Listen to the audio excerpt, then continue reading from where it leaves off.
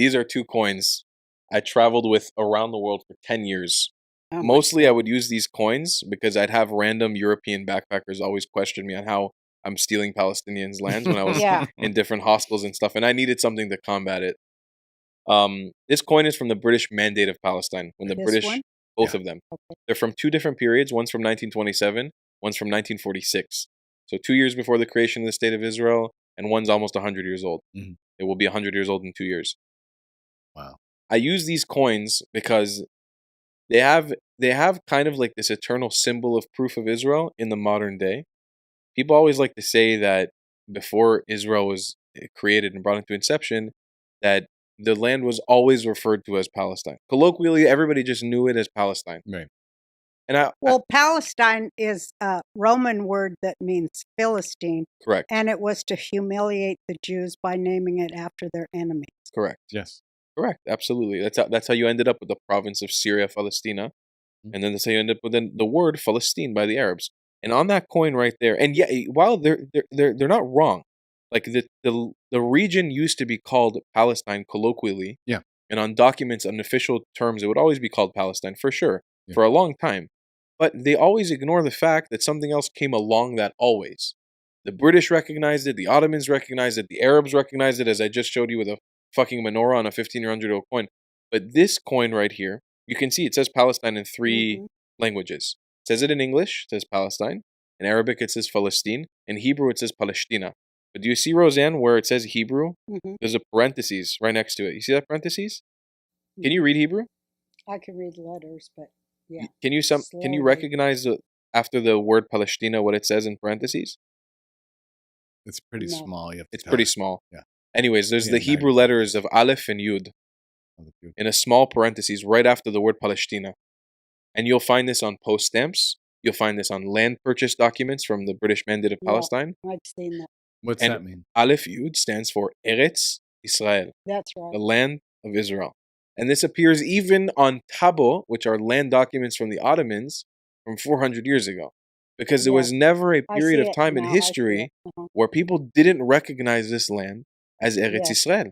Mhm. Ever in history of the planet. I see it. Do And- they think? I'm sorry to cut you off. Do they No, no. think the Old Testament is just bullshit, or is that Jewish They propaganda? say they believe it. What? Because they Well, mention Israel the in the Old fact Testament. is that most Muslims don't like the Muslim Brotherhood either. Right. Of course. And Americans are like, Muslim Brotherhood means all the Arabs, No. you know? But again, Organized this crime. thing, the Arabs, They don't even know about Sunni and Shia and Wahhabi. They don't know shit. They don't know about Sufis and how amazing Sufi Muslims are. They're like Yeah. the Kabbalists of the Arab world, They are the they're awesome. Kabbalists. of the Muslim world. Sorry, That's right. Well, And- of the world, because they founded the Freemason. and they're amazing. The Sufis, they're incredible people. They're the ones who built the Taj Mahal. Yeah. They came from Iran. They traveled to India. Now they live in Nigeria.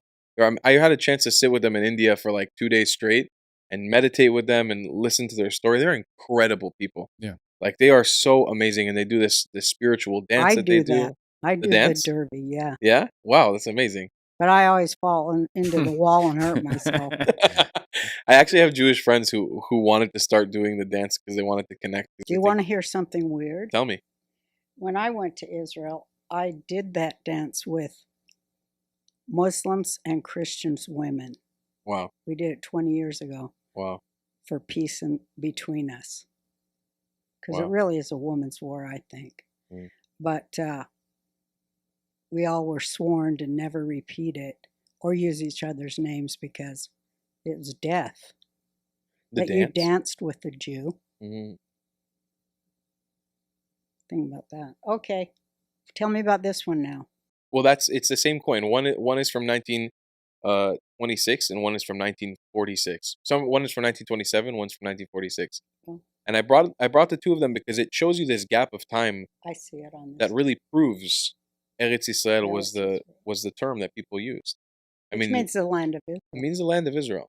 But why is it something that I always think deeply on is what is the threat about Jewish people going back to the land where their sacred dead are buried and farming it? What's so horrifying about that? You know, I think from a Muslim perspective, a lot of it comes down to this idea of having a kafir, or somebody who's below you. Because Arabism is supremacy, Mhm. and what we Because see they're in the chosen people. exactly, and what we see in the Arab world today, the reason why all these countries adopted Arabic is because they said that Arabic was the supreme language. Arabic was the chosen language. It was the language of Allah.